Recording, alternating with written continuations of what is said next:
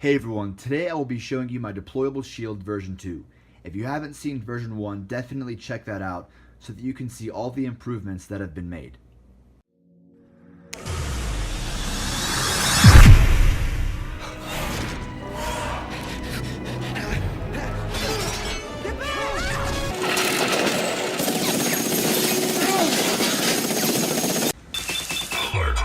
Hostile remains at large.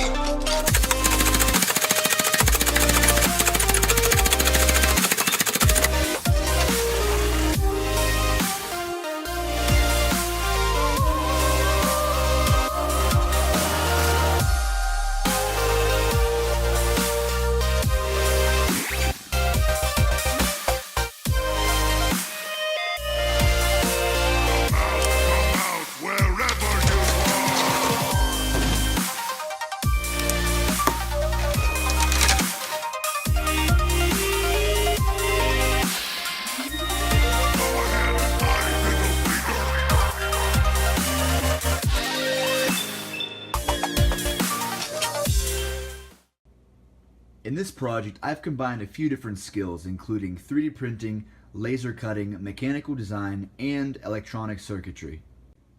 So here you can see that I've increased the overall size of each portion of the shield. I increased the length by about 2 inches and overall the width by 3. One of the major improvements has been just in the design. This portion right here is really important because if you attack and break this, which there's a weak point right here and here, then the rest of the shield pretty much doesn't work because it relies on this to rotate. So by shifting that up and also beefing up the amount of space here on each side, it adds a much stronger design and there's less chance of it failing in an attack. The 3D printed portions of this build include the base, the handle here, the housing enclosure for all the electronics. This right here is just for aesthetics, it's just a gear at the front. And also the most important portion, which I probably could not have done by hand, is creating the sprocket that connects to the motor. Now this motor was salvaged and it didn't really have the perfect components that I wanted, but I made it work. There is a gear that's already built into this torque motor, and so I had to take a picture of it and then from that reverse engineer something to go over top of it like a cap. So this goes onto the motor there, and then I extended this outward and then added a portion for a mount for the first piece of shield. There's 2 bolts that connect on both sides and anchor that in place, and then at the center there's a piece of threaded rod that goes in, and I glued that in place with epoxy.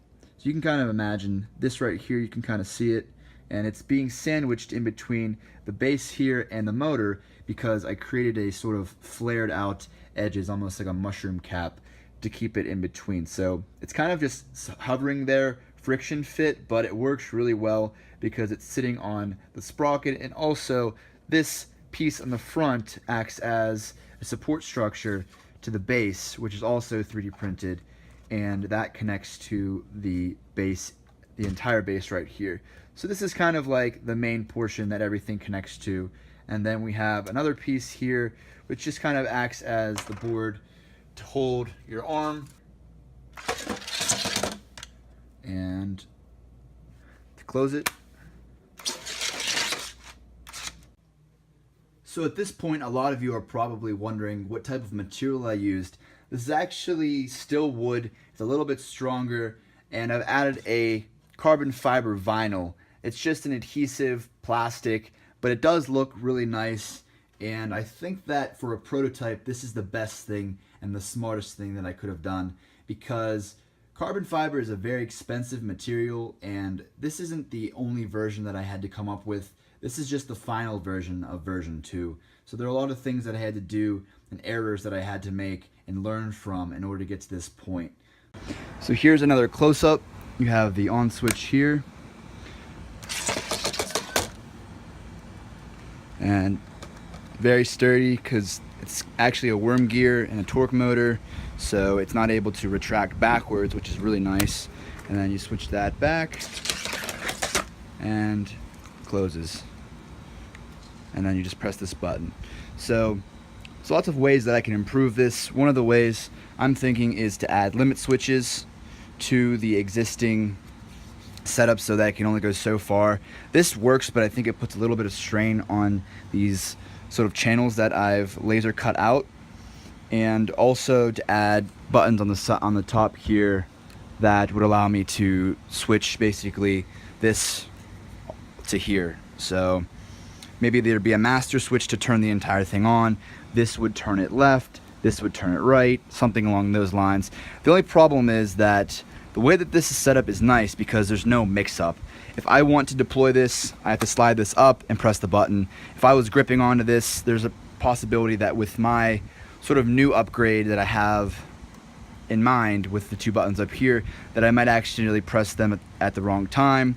So the important thing when you're sort of integrating something into your armor or something like that is it has to be a very unnatural type of motion or trigger. Otherwise it's going to get in the way of your instincts to just grip onto something when someone's firing at you. So if you have any ideas, definitely leave a comment below. I think that this is a pretty good transition and upgrade from version 1. I hope you guys enjoy this, and please share this with your friends. I think that they would also find this really interesting. I don't think there's anything else like it being sold on the market or anything available that's even been invented yet, to my knowledge. So I think that people would enjoy to see something like this in action. So that's pretty much it. Thanks for watching, and as always, take it easy.